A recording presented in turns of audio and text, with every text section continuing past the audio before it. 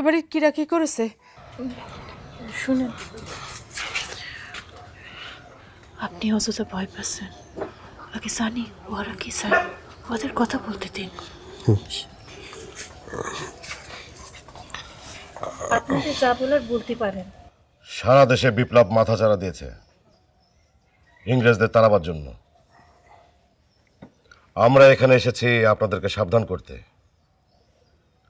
কারো প্ররোচনায় কোনোভাবেই যেন পা না দেন।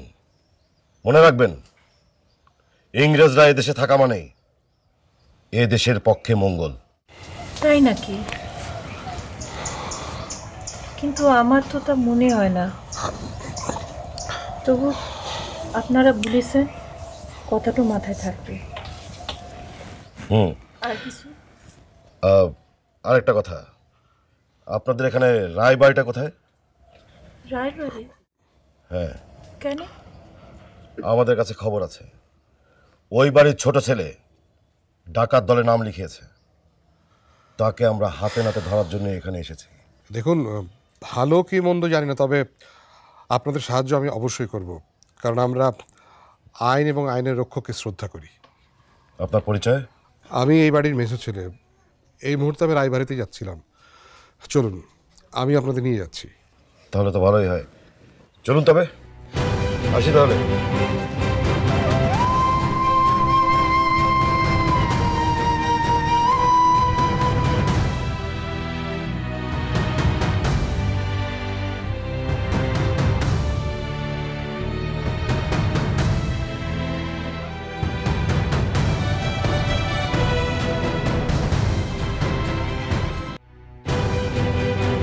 ওই যে ওই দিকটা।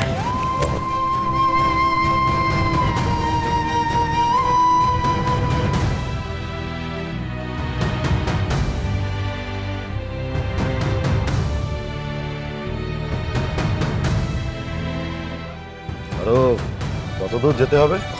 সামনে এই যে দেখুন, ওই যে বাড়িটা, ওই বাড়িটাই রায়বাড়ি।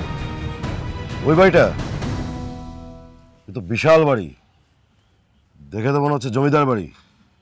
জমিদার বাড়ি তো, ওনারা হচ্ছেন এই গ্রামের শেষ জমিদার, যদিও এখন অবস্থার আগের মতো নেই। কেন? কেন আবার কি, অযোগ্য লোকের হাতে সম্পত্তি করে যা হয় আর কি।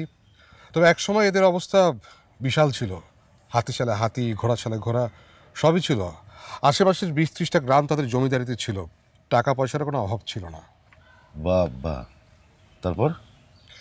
তারপর আর কি, রায়মশাই মারা যাওয়ার পর তার ছেলেদের হাতে জমিদারি ক্ষমতা চলে যায়। তো সম্পত্তি রক্ষার চেয়ে সেগুলো নয়ছয় করার দিকে তাদের ঝোঁক ছিল বেশি। আস্তে আস্তে জমি জমা, সম্পত্তি, কারোয়ার সব অন্যের হাতে চলে গেল।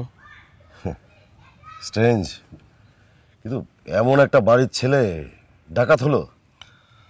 আপনার এই ডাকাত শব্দটার প্রতি আমার আপত্তি আছে। দেখুন, এদেশটা আপনারও ওদেরও, ওরা তো আপনার আমার কারো না কারো বাড়িরই ছেলে।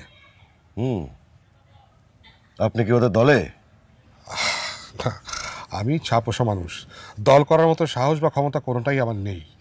তবে আমি ওদের কাজকে সমর্থন করি, কিন্তু সমর্থন করা মানেই ওদের দলের তা তো নিশ্চয় বোঝায় না। না, তা নয়। আসলে অনেকেই ওদের সমর্থন করে, তাই তো ওদের খুঁজে পেতে একটু বেগ পেতে হচ্ছে। কিন্তু আমাদের কাজ তো আমাদের করতেই হবে। চাকরি? তা বলতে পারেন, কিন্তু আমি আশ্চর্য হচ্ছি এমন একটা বাড়ির ছেলে এমন একটা ব্যাপারে জড়ালো কি করে। দেখুন, দেশভক্তির সাথে কি বাড়ির অবস্থার কোনো সম্পর্ক আছে? না, সেটা হয়তো থাকে না, কিন্তু আরেকটা নরেন গোস্বামী না জন্মায়।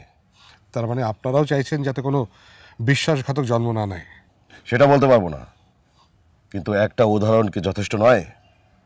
সেও তো বড় বাড়ির ছেলে, বিপ্লবীদের খাতায় নাম লিখিয়েছিল। পরে কি হলো? পুলিশের গুতোর ভয়ে রাজসাক্ষী হয়ে গেল।